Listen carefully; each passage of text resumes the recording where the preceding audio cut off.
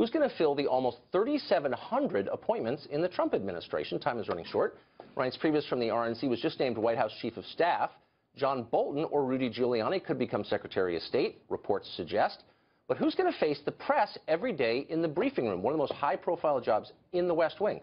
One name apparently on the short list is our old friend Laura Ingraham, who joins us now. Yes, old. you are. Well, you're not old. I'm old. Thanks a lot, Tucker. By the way, I'm just still trying to get over the microaggression. I felt there was a sphere of microaggression on the first of all, I'm so happy to be on your debut show. I'm so glad you're here. And they said, would you be on Tucker's first show? I said, are you sure he wants me? I said, kidding? I said, oh my gosh, that's fantastic. I wanted to get you on before you get drafted by the Trump people. So would you take the job? You know, I'm honored to be considered for that job and other jobs. So we'll see what happens. But I would. Look, you are my old friend, and I'd tell you, but I think people are getting a little far ahead of the narrative. But is it hard for? I mean, you've been trained for as long as 20 years, as long as I've known you, to give your own opinions. Is it hard for people who have a life like yours to sort of transition to? I'm sure there's an adjustment period. I have my company Life's That, radio, Fox. I write a bunch of books, so it's a big decision. But I'm at the point where if my country needs me, and if I could do something to actually, advance the Trump agenda, which is stuff I've written about now for 15 years with trade and immigration and just renewing America, then I obviously have to seriously consider that. So are they on schedule, do you think, to populate this administration? I think so. And I'm not sharing any inside information here, but it's a heavy lift. I mean, there's a lot to do. I worked, right out of college in the Reagan administration, and I was just a little peon, junior speechwriter in domestic policy, and there's a lot of people, and there's a lot of different moving parts. The agency level, the independent agencies, the cabinet, the departments, the underlings. Like, you pick the cabinet, everyone's like, okay, we're done. Oh, no, because the assistant secretaries and the deputy secretaries and their staffers and the chief of staff. That's titles that exist only here in Washington. Yeah, exactly. So where's Christie in all this? And without asking for inside information, but he was, my understanding was, running the transition. And now you keep hearing that he's not involved at all. Like, what's that about? I'm not sure what can happen there, but I do think that clearly Mike Pence is has a significant role. But I know Chris Christie and Donald Trump are old friends and good friends, and I would be shocked if they they weren't in daily communication. So you can learn a lot about how someone plans to govern by the people he hires. Yeah. And so early in this race, Donald Trump laid down a marker on foreign policy against the Iraq War and foreign adventurism in general, and a lot of the neocons in Washington really took umbrage. I mean, they didn't like it at all, and they still don't like it.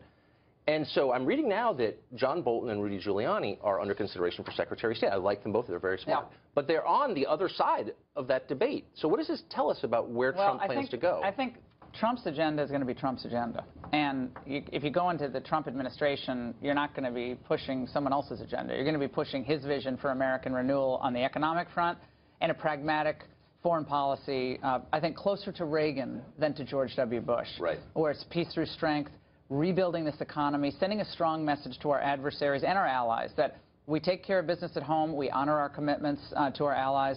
But if let's face it, if Americans don't have faith that the economic system here is going to work for them, then we're going to have a lot of semantic debates about American intervention around the world. So I think Trump made that clear during the campaign that we got to get this country going again to make sure our military and our men and women in uniform are properly cared for and do all that. It's a lot to do, but it's not 1985. We have $20 trillion in debt, and we have to be very honest with ourselves and with our allies and our adversaries about what's possible.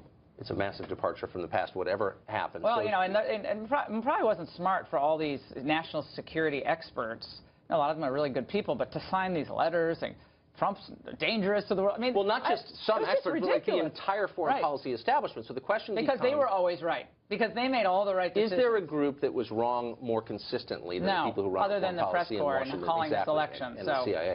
No, you're absolutely right. So there are a lot of people who have a lot to answer for. So really quickly, the Steve Bannon question, he was elevated just below the White House Chief of Staff. It's caused a lot of controversy. I'm withholding judgment. I don't know enough. I do know that he appears to have a long trail of broken relationships behind him. Are you concerned that this is a divisive appointment? No, you know what I'm concerned about is that people on the outside of this administration are going to try to blunt the effectiveness of the Trump team. Bannon, Kellyanne, Steve Miller, Dave Bossy, and I think Reince Priebus all together ran a really successful operation that beat the Clintons, the Obamas, and the Bushes. Right. The media, Hollywood, academia, all of them. The entire U.S. press corps. That core group of people are stellar, and they did a stellar job. Well, I agree. I mean, and the smear campaign that's going on about Steve Bannon, and I've been around Washington a long time, I don't like these smear campaigns. I think they're unfair. I think people are tired of them. He's a very smart person. He has, he built a media company, just with an idea. After Breitbart really brought that to the fore. I know it's not everyone's cup of tea. I get it. I understand that. But I think people should take a breath, give him a chance. He's a really good person and a really smart person. I don't know enough to render judgment. I will say Stephen Miller's one of the smartest people I've ever met. And brilliant, 30 years old. We're good to go. This is a good team. Well, it's a good omen to have you on. Congratulations to you, Tucker. I really appreciate that. You're never someone who wants any praise, which is another reason why people like you. So many people have come up to me in the last few days saying, great. They're so excited. I owe them money, and now it's time to kind of settle up. They're excited for you, and anyone can get you to get a haircut. That must be a real step up for you. That was by force, trust me. Laura, thank you. Great to see you. Great to see you. All right, take care.